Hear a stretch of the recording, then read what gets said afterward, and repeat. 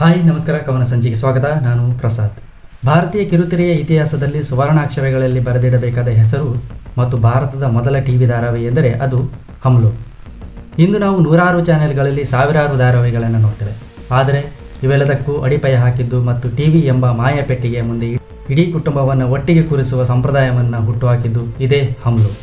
ಈ ಐತಿಹಾಸಿಕ ಧಾರಾವಾಹಿಯ ಬಗ್ಗೆ ಮತ್ತು ಅದರ ಪ್ರಭಾವದ ಕುರಿತಾದ ಇಂಟ್ರೆಸ್ಟಿಂಗ್ ಮಾಹಿತಿಯನ್ನು ಮುಂದೆ ತಿಳ್ಕೊಳ್ಳೋಣ. ಇದರ ಮೊದಲ ಸಂಚಿಕೆ ಪ್ರಸಾರವಾಗಿದ್ದು ಜುಲೈ 7, 1984ರಂದು. ಒಟ್ಟು ಸಂಚಿಕೆಗಳು 154.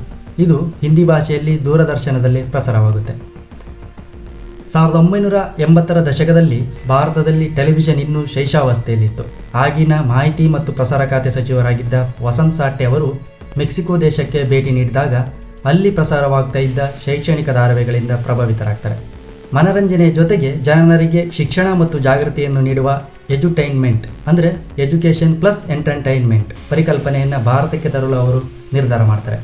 ಇದರ ಫಲವಾಗಿಯೇ ಹಮ್ ಲೋಗ್ ಜನ್ಮ ತಾಳುತ್ತೆ. ಖ್ಯಾತ ಲೇಖಕ ಮನೋಹರ್ ಶ್ಯಾಮ್ ಜೋಶಿ ಅವರು ಈ ಧಾರಾವಾಹಿಯ ಕಥೆಯನ್ನು ಬರುತ್ತಾರೆ ಮತ್ತು ಪಿ. ಕುಮಾರ್ ವಾಸುದೇವ್ ಇದನ್ನು ನಿರ್ದೇಶನ ಮಾಡ್ತಾರೆ. ಹಮ್ ಲೋಗ್ ಎಂದರೆ ನಾವು ಜನರು ಎಂದರ್ಥ. ಹೆಸರೇ ಸೂಚಿಸುವಂತೆ ಇದು ಸಾಮಾನ್ಯ ಭಾರತೀಯ ಮಧ್ಯಮ ವರ್ಗದ ಕುಟುಂಬದ ಕಥೆಯಾಗಿತ್ತು. ಆಗಿನ ಕಾಲದ ಜನರ ಬದುಕು, ಸಂಘರ್ಷ, ಆಸೆ ಮತ್ತು ಆಕಾಂಕ್ಷೆಗಳನ್ನು ಇದು ಅಷ್ಟು ನೈಜವಾಗಿ ಪ್ರತಿಬಿಂಬಿಸಿತ್ತು. ಕಥೆಯು 1980ರ ದಶಕದ ದೆಹಲಿಯ ಒಂದು ಕೆಳ ಮಧ್ಯಮ ವರ್ಗದ ಕುಟುಂಬದ ಸುತ್ತುತ್ತೆ. ಕುಡಿತದ ಚಟವಿರುವ ತಂದೆ ಬಸೇಸರ್ ರಾಮ್, ಸಂಪ್ರದಾಯಸ್ಥ ತಾಯಿ ಭಗವಂತಿ ಮತ್ತು ಅವರ 5 ಜನ ಮಕ್ಕಳ ಅಂದರೆ 3 ಹೆಣ್ಣು ಮತ್ತು 2 ಗಂಡು ಮಕ್ಕಳ ಜೀವನದ ಹೋರಾಟಗಳೇ ಇದರ ಜೀವಾಳ. ಹಿರಿಯ ಮಗಳು ಬಡ್ಕಿ ಮಹಿಳಾ ಸಬಲೀಕರಣದ ಪ್ರತೀಕವಾಗಿದ್ದರೆ ನಟಿಯಾಗಲು ಬಯಸುವ ಮಜ್ಲಿ ಮತ್ತು ಕಿರಿಯ ಮಗಳು ಚುಟ್ಕಿ. ಈ ಪಾತ್ರಗಳು ವೀಕ್ಷಕರಿಗೆ ತಮ್ಮ ಮನೆಯ ಸದಸ್ಯರಂತೆಯೇ ಭಾಸವಾಗ್ತಿದ್ದವು. ಈ ಧಾರಾವಾಹಿಯ ಹೈಲೈಟ್ ಅಂದರೆ ಬಾಲಿವುಡ್ನ ಹಿರಿಯ ನಟ ಅಶೋಕ್ ಕುಮಾರ್ ಅವರ ಉಪಸ್ಥಿತಿ.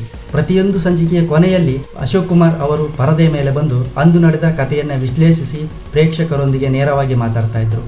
ಅವರು ನೀಡುತ್ತಾ ಇದ್ದ ಸಣ್ಣ ಸಂದೇಶಗಳು ಮತ್ತು ಹಾಸ್ಯ ಮಿಶ್ರಿತ ಮಾತುಗಳು ಜನರಿಗೆ ಎಷ್ಟು ಇಷ್ಟ ಆಗ್ತಿತ್ತು ಅಂದರೆ ಕೇವಲ ಅವರಿಗಾಗಿಯೇ ಧಾರಾವಾಹಿ ನೋಡುವವರು ಇದ್ದರು. ಇದನ್ನು ಹಿಂದಿಯಲ್ಲಿ ಸೂತ್ರಧಾರ್ ಎಂದು ಕರೆಯಲಾಯಿತು. ಹಮ್ ಲೋಗ್ ಒಟ್ಟು 154 ಸಂಚಿಕೆಗಳನ್ನು ಪ್ರಸಾರ ಮಾಡಿತು. ಇದು ಸುದೀರ್ಘ ಕಾಲ ನಡೆದ ಭಾರತದ ಮೊದಲ ಸೋಪ್ ಒಪೇರಾ. ಈ ಧಾರಾವಾಹಿ ಪ್ರಸಾರವಾಗುವ ಸಮಯದಲ್ಲಿ ರಾತ್ರಿ 9 ಗಂಟೆಗೆ ರಸ್ತೆಗಳೆಲ್ಲ ಬಿಕೋ ಅಂತಿದ್ದು. ಜನರು ತಮ್ಮ ಕೆಲಸಗಳನ್ನು ಬದಿಗಿಟ್ಟು ಟಿವಿ ಮುಂದೆ ಹಾಜರಾಗ್ತಾ ಇದ್ರು.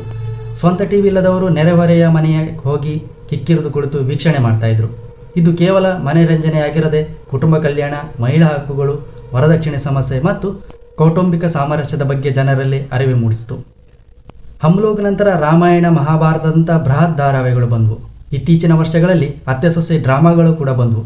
ಆದರೆ ಭಾರತೀಯರಿಗೆ ಟಿವಿ ಧಾರಾವಾಹಿಗಳ ರುಚಿ ತೋರಿಸಿದ್ದು ಮಾತ್ರ ಹಮ್ ಲೋಗ್. 154 ಎಪಿಸೋಡ್ಗಳ ಈ ಪ್ರಯಾಣ ಭಾರತೀಯ ಮನರಂಜನಾ ಕ್ಷೇತ್ರದ ದಿಕ್ಕನ್ನೇ ಬದಲಿಸಿತು ಎಂದರೆ ತಪ್ಪಲಾಗಲಾರದು. ಇಂದಿಗೂ ಹಳೆಯ ತಲೆಮಾರಿನ ಜನರು ಆ ದಿನಗಳನ್ನು ಮತ್ತು ಆ ಪಾತ್ರಗಳನ್ನು ಅತ್ಯಂತ ಪ್ರೀತಿಯಿಂದ ನೆನಪಿಸಿಕೊಳ್ತಾರೆ. ಬಾಯ್.